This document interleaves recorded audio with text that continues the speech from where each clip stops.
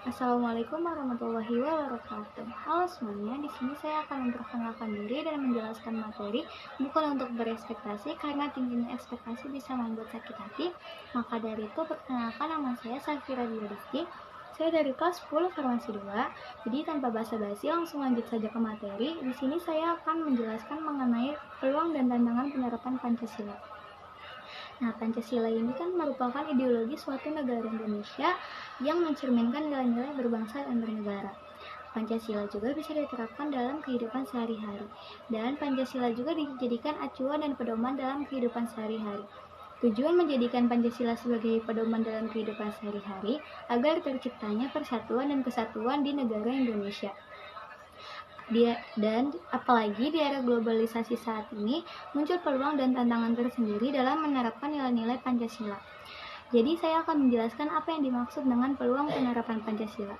Peluang penerapan Pancasila merupakan kesempatan dan usaha kita dalam menerapkan Pancasila dalam kehidupan sehari-hari ataupun kehidupan berbangsa dan bernegara. Di era globalisasi dan digital saat ini, peluang penerapan Pancasila dapat dilakukan melalui teknologi informasi. Dengan teknologi informasi, kita bisa mengampanyekan nilai-nilai Pancasila ke seluruh dunia dengan mudah dan cepat. Sehingga praktik kehidupan sehari-hari yang berpedoman pada nilai-nilai Pancasila dapat menjadi inspirasi bagi negara lain yang ada di dunia. Nah, contoh bahan kampanye Indonesia kepada negara lain yang ada di dunia, itu contohnya itu kerukunan dan keberagaman di Indonesia yang disebarluaskan melalui teknologi informasi. Nah, kemudian saya akan menjelaskan apa yang dimaksud dengan tantangan penerapan Pancasila. Tantangan penerapan Pancasila merupakan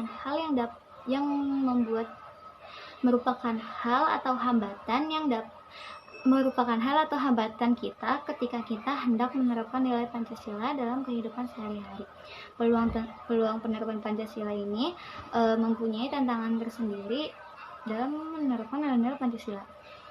Contohnya itu seperti pemahaman atau pemikiran baru yang bertentangan dengan nilai-nilai Pancasila atau ideologi Pancasila. Nah, kan sekarang banyak nih pemahaman atau pemikiran rakyat atau warga Indonesia ini yang bertentangan dengan nilai-nilai Pancasila. Nah, itu juga merupakan salah satu tantangan kita dalam menerapkan nilai-nilai Pancasila atau dengan kita menjelaskan kalau pemikiran dan pemahaman mereka itu bertentangan dengan nilai-nilai Pancasila. Dengan kita menjelaskan seperti itu, mungkin mereka bisa sadar kalau apa yang mereka pikirkan, yang pemahaman mereka itu bertentangan dengan nilai-nilai Pancasila. Kemudian ada pula budaya asing yang masuk Indonesia sehingga mengikis budaya asli Indonesia. Setiap negara itu kan mempunyai budaya masing-masing. Indonesia pun memiliki budayanya tersendiri.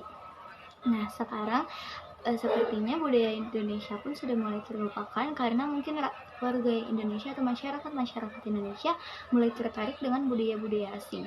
Karena sekarang kan banyak turis-turis atau wisatawan dari negara lain yang masuk ke Indonesia dengan niat berwisata atau mencoba kuliner Indonesia, atau bahkan ada pula yang menetap tinggal di Indonesia sehingga menjadi warga negara Indonesia, dan tanpa disadari mungkin budaya mereka atau mereka sendiri malah memasukkan budaya asing atau budaya dari negara mereka ke budaya Indonesia, sehingga hal itu dapat mengikis budaya asli Indonesia.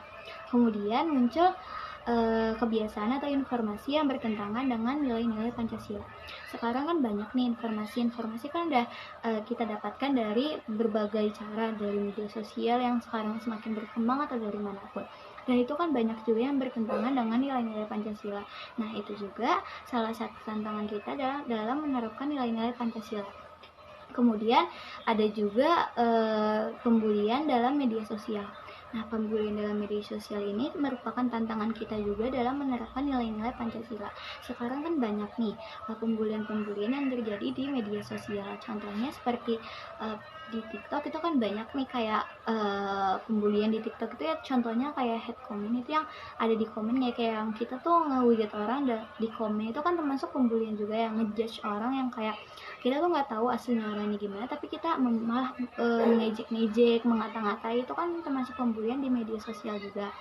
Nah, terus di sini saya akan menjelaskan beberapa contoh peluang penerapan Pancasila. Yang pertama, eh, perkembangan teknologi. Sekarang ini kan teknologi sudah semakin berkembang pesat, yang teknologi-teknologi ini kayak yang seperti media sosial atau teknologi-teknologi informasi ini kan sudah perkembangannya sudah bagus. Nah, ini juga termasuk peluang kita dalam menerapkan nilai-nilai Pancasila. Kemudian ada juga pemikiran manusia yang semakin terbuka.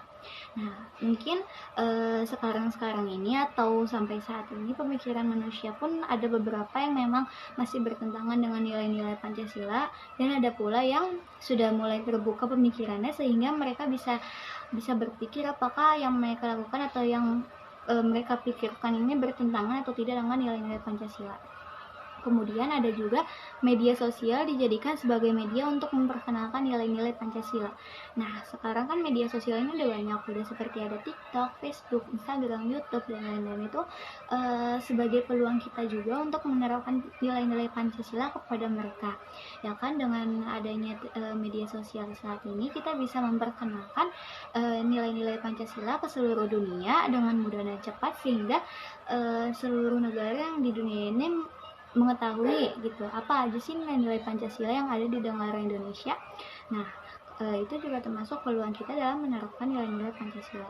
Kemudian ada pula mulai paham arti toleransi. Sekarang ini kan berarti warga Indonesia atau masyarakat Indonesia sudah makin mengerti apa itu artinya toleransi, sehingga tidak ada tuh yang ngejek-ngejek antara suku ke suku atau agama ke agama, karena kan Indonesia ini beragam suku, beragam agama, beragam ras, beragam bahasa, sehingga kita ini harus menghargai sesama manusia, menghargai agama mereka, menghargai suku mereka, menghargai bahasa mereka, sehingga kita tidak boleh menjelek-jelekan. Dan masyarakat Indonesia saat ini sudah mulai mengerti apa itu arti toleransi, sehingga tidak ada yang namanya ejek-mengejek tentang agama mereka, suku mereka, atau bahasa mereka. Kemudian sudah mulai terbiasa dengan menghargai. Nah, manusia-manusia sekarang ini mungkin sudah mulai bisa untuk menghargai satu sama lain. Itu pun peluang kita dalam menerapkan nilai-nilai Pancasila, karena kita tuh harus saling menghargai satu sama lain dan tidak boleh mengejek-ngejek gitu. Nah, saya juga akan memberitahu lagi beberapa contoh tantangan penerapan Pancasila. Contohnya itu tradisi yang mulai dilupakan. Nah, Indonesia ini kan mempunyai tradisi masing-masing. Tradisi kayak setiap suku ini kan mempunyai tradisinya. Nah, yang saya lihat ini sekarang tradisinya itu sudah mulai dilupakan oleh suku-suku mereka sendiri malah, ya kan. Nah, itu tuh kayak merupakan tantangan kita dalam menerapkan nilai-nilai Pancasila. Gimana sih supaya tradisi-tradisi di Indonesia ini tetap terjaga dan tetap malah bisa berkembang pesat gitu, supaya kita bisa memperkenalkan tradisi-tradisi kepada masyarakat Indonesia, sehingga mereka tidak melupakan tradisi-tradisi yang ada di Indonesia. Nah, ada pula kayak mulai jarangnya ada gotong royong. Nah, gotong royong itu kan merupakan nilai Pancasila juga kan, kayak yang kemanusiaan. Enggak, intinya ya nilai gotong royong itu kan termasuk nilai Pancasila juga.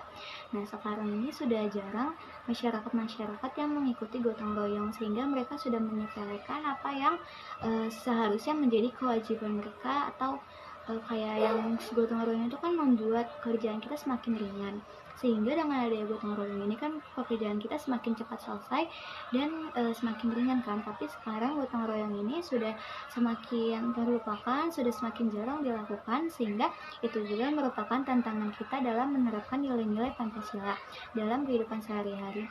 Sehingga kesimpulan dari materi yang saya jelaskan, bahwa Indonesia ini memiliki nilai-nilai Pancasila, dan kita harus menjaga nilai-nilai Pancasila itu sehingga tetap terjalin, dan budaya-budaya Indonesia pun harus kita lestarikan, tradisi-tradisinya pun harus tetap kita jaga, sehingga masyarakat Indonesia mengerti apa arti persatuan dan kesatuan. Sekian dari saya, wabillahi taufiq wal hidayah. Wassalamualaikum warahmatullahi wabarakatuh.